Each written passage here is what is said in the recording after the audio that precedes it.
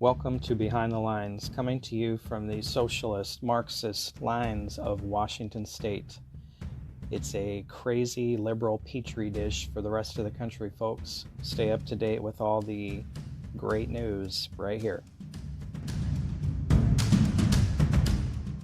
Hey guys, welcome to Behind the Line.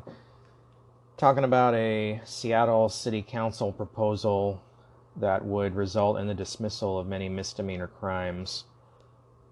And this isn't just happening in Seattle. It's actually happening all over the country in the usual cities you might expect. But I'm going to talk about Seattle first, then we'll get to the other ones. But Lisa Herbold, council member, has proposed legislation, and actually it's pretty progressive. There's no legislation like this anywhere in the United States or anywhere else globally. Probably not a big surprise, but anyway, what this law would do is allow for the dismissal of crimes related to poverty and drug addiction, and that would be used as a defense against prosecution. Seattle police currently make about 12,000 arrests every year that are not DUI offenses or related to domestic violence. In 2019, charges were filed for just over 5,400 misdemeanor cases, not including DUI charges or domestic abuse allegations. If approved, the ordinance would excuse and dismiss, essentially legalizing almost all misdemeanor crimes committed in Seattle by offenders who could show either symptoms of addiction without being required to provide a medical diagnosis, symptoms of a mental disorder, or poverty and the crime was committed to meet an immediate and basic need. For example, if a defendant argued they stole merchandise to sell for cash in order to purchase food, clothes, or was trying to scrape together enough money for rent, the accused could not be convicted. I just want to say here, I was in law enforcement for 9 years. I owned a bail bonds business also for 9 years. I worked fugitive recovery for 16. I was an officer of the court for about 15 or 16 years. I worked as a private investigator for defense attorneys through 2 courts in 2 counties.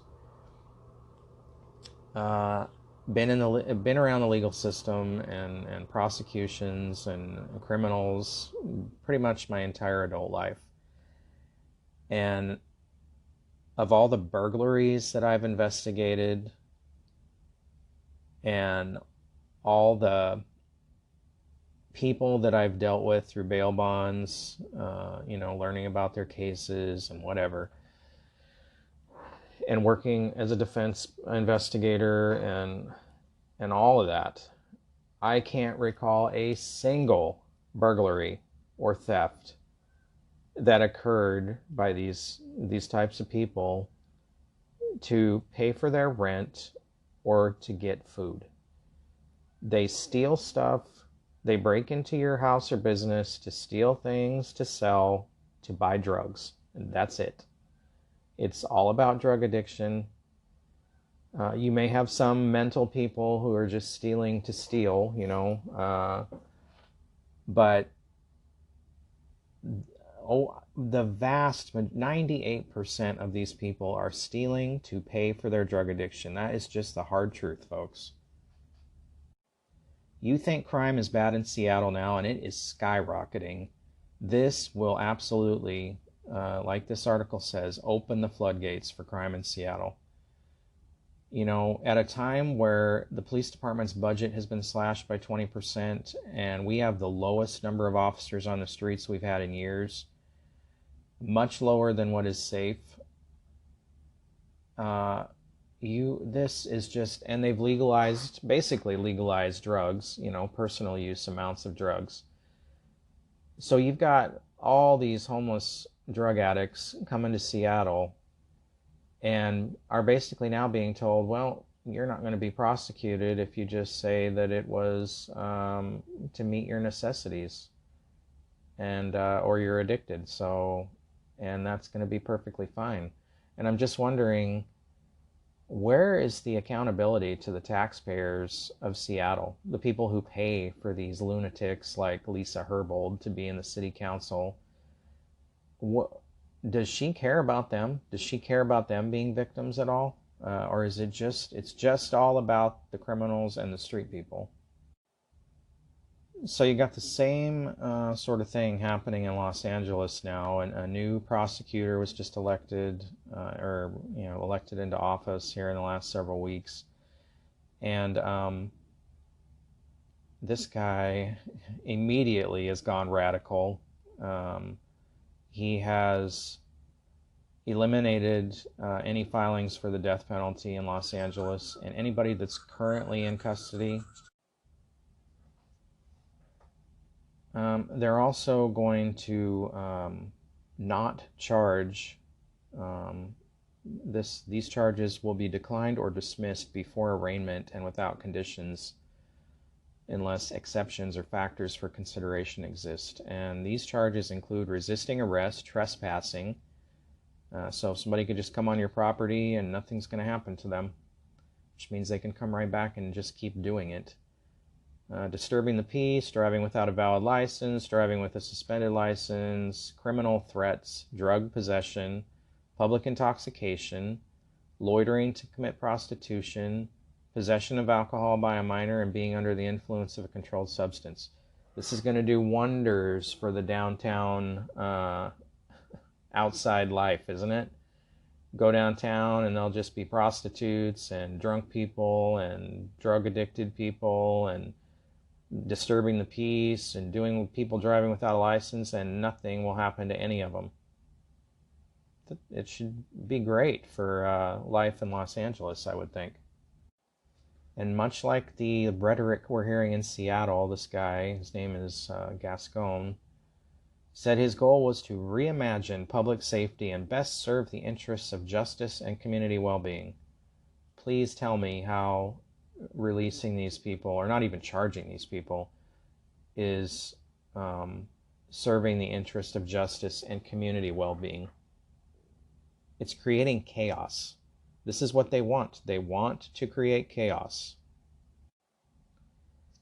He also said that misdemeanor convictions create difficulties with employment, housing, education, government benefits, and immigration for non-citizens and citizens alike. He said in the directive, deportation, denial of citizenship, and inadmissibility affect not only individuals, but also children, families, and immigrant communities. Well, there are consequences for your actions. At least there used to be. But this new wave of leaders that are coming to these cities want to basically eliminate any personal responsibility for your actions. You can just do whatever and there'll be no consequences, and so you can just keep doing whatever. And meanwhile, the rest of us are just, I don't know. I don't know. We're on our own, I guess. So he vowed to eliminate cash bail for anyone charged with a misdemeanor or nonviolent felony, which means none of those people will be held in custody. They'll be on the streets. So it's going to be a free-for-all in Los Angeles. And on top of that, he's also pledged to reopen the cases of 4 fatal officer-involved shootings that were already closed, and these go back to 2012. How do you think that's gonna stir up the protest movement in Los Angeles when they start back down that road of these old cases that were already closed, already found to be justified shootings? In Chicago, shoplifting has soared across the city. The prosecutor has decided that they're going to back off and not pursue felony charges against shoplifting suspects. unless the value of merchandise exceeds $1,000, which is 3 times the $300 felony threshold set by state law. And since this particular prosecutor was elected in November 2016, retail thefts are up 20% across the city. And in certain more posh areas of Chicago, retail theft cases are up 32%. So that prosecutor's office is rejecting shoplifting cases at a ratio of 2 to 1. And it's not good for business. You've got business owners in Chicago talking about a guy that owned several 7-Elevens losing about $80,000 a year in shoplifting merchandise. But again, this prosecutor states that homelessness, poverty, drug addiction, mental illness are all excuses for this, and that's why they're choosing not to prosecute. There's an example of a case where an armed man had shoplifted from a Walgreens location, the same Walgreens, threatened store employees with a weapon 3 separate times in 3 weeks, and was not held at any point. I'm at a loss for words on what the reasoning or excuse or how anybody supports this. Why people aren't up in arms about this. You could be in that store when a guy walks in with a gun, and maybe he'll shoot you. Who knows what they're deranged. They should not be on the streets. In January of 2020, New York enacted a law getting rid of cash bail for certain crimes. And this is pretty insane to me. But so the following charges will not get held on cash bail in New York: assault in the 3rd degree, which is assaulting a police officer or other public servant. That's a felony. Aggravated vehicle assault, aggravated assault upon a person less than 11 years old. I guess we don't care about child abuse. Criminally negligent homicide, aggravated vehicular homicide, manslaughter in the 2nd degree, unlawful imprisonment in the 2nd degree. So if you're kidnapped and held against your will with a weapon, 1st degree charge would be with a weapon. No, you'll be put right back on the street. So if you're the victim of that, you better run, you better get away, you better leave the area before that person comes and finds you again. Coercion in the 1st degree, arson in the 3rd and 4th degree. It's okay to burn somebody's house down. Grand larceny in the 1st degree, criminal possession of a weapon on school grounds, or criminal possession of a firearm. So somebody comes on the school grounds with a gun, maybe they're going to shoot the school up. Well, that's not a danger to the community. Let's just put them back out. Criminal possession of a controlled substance in the 1st, 2nd degree, criminal sale of a controlled substance, 1st, 2nd degree, criminal sale of controlled substance in or near school grounds. Go sell drugs to your kids, and then, you know what, just put them right back out there. This list is huge. I mean, making terroristic threats, money laundering or terrorism in the 3rd and 4th degree, patronizing a person for prostitution in a school zone, promoting an obscene sexual performance by a child, possessing an obscene sexual performance by a child, promoting a sexual performance by a child, failure to register as a sex offender, bribery in the 1st degree, bribe giving for public office, bribe receiving in the 1st degree, promoting prison contraband, resisting arrest, hindering prosecution, tampering with a juror, aggravated harassment 1st degree, directing a laser at an aircraft in the 1st degree, criminal possession of a weapon in the 4th degree, criminal sale of a firearm to a minor, enterprise corruption and money laundering in the 1st degree, aggravated cruelty to animals, animal fighting. Folks, what in the hell? These laws, these prosecutors who are supposed to be protecting the community are letting these people Does any of these things sound like someone you want out on the street? Homicides, child pornography. These people are not protecting you as a tax-paying citizen who is paying these people's salaries. They are letting these criminals on the streets who commit some pretty heinous crimes. It is not safe for the community for these people to be out, and yet here they are. They're going to let these people out, not even hold them at all, not for 1 minute. Back on the streets to do whatever they want because they know there's going to be no punishment. There's not going to be any consequences for their action.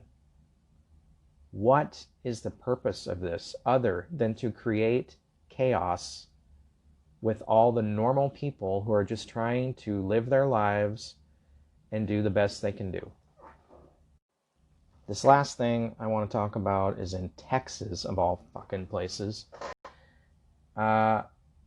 State Representative Terry Meza, Democrat, has introduced HB 196 that would repeal the state's castle doctrine. That is what allows a homeowner to use deadly force against an armed intruder who breaks into his home. Now, this is her words about what she wants to accomplish with this. This is pure insanity. Meza says, "I'm not saying that stealing is okay. All I'm saying is that it doesn't warrant a death penalty. Thieves only carry weapons for self-protection and to provide the householder an incentive to cooperate. They just want to get their loot and get away. When the resident tries to resist is when people get hurt. If only one side is armed, fewer people will be killed." Meza was quick to reassure that her bill would not totally prevent homeowners from defending themselves. Under the new law, the homeowner's obligation is to flee the home at the first sign of intrusion. That's right. You are required to run out of your house if you hear somebody breaking in. Run away. Let them do whatever the hell they want to your house, but you gotta run away. If fleeing is not possible, he must cooperate with the intruder. So if you can't get away, you are required to do what that person says to do. Folks, who the hell votes for these people? Who decides to put these people into office? Oh my gosh. But if violence breaks out, it is the homeowner's responsibility to make sure no one gets hurt. If violence breaks out, it is the homeowner's responsibility to make sure no one gets hurt. The best way to achieve this is to use the minimum non-lethal force possible, because intruders will be able to sue for any injuries they receive at the hands of the homeowner. That's right. Someone breaks into your house, tries to hurt you, you get into a fight, and if they get hurt, guess what? You're getting sued.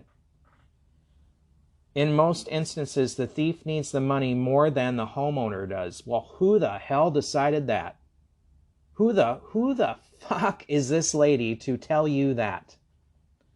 The homeowner's insurance will reimburse his losses. Well, that's bullshit, because unless you have itemized lists of what you have, the insurance is not going to just willy-nilly take your word for what you had and give you money for it. And if you have cash in your home, they're not going to reimburse your cash losses.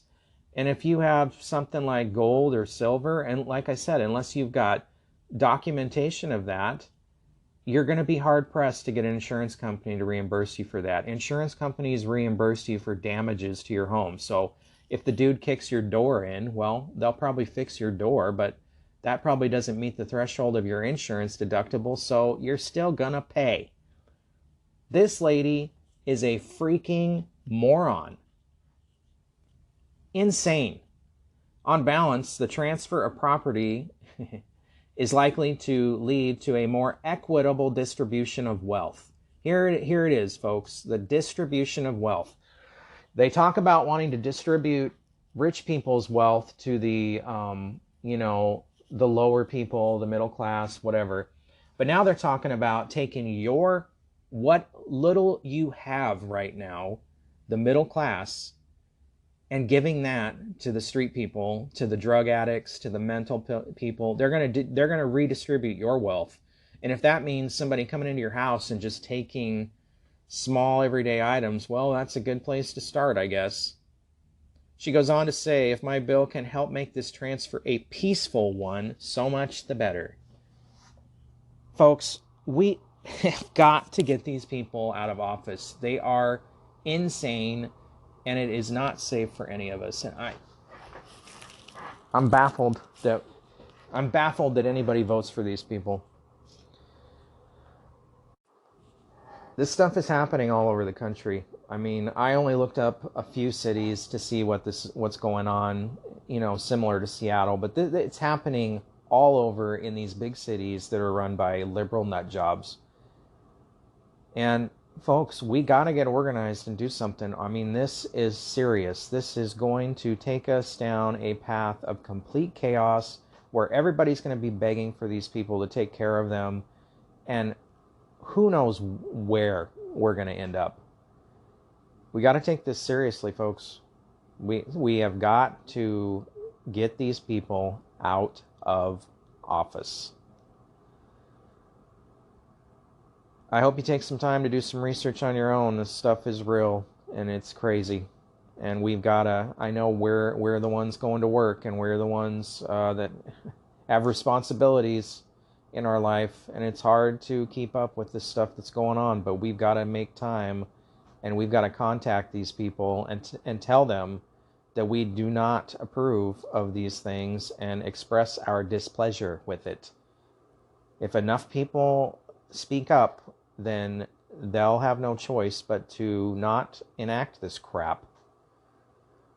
We got to do it. All right, folks. I hope you have a great day, and be safe out there.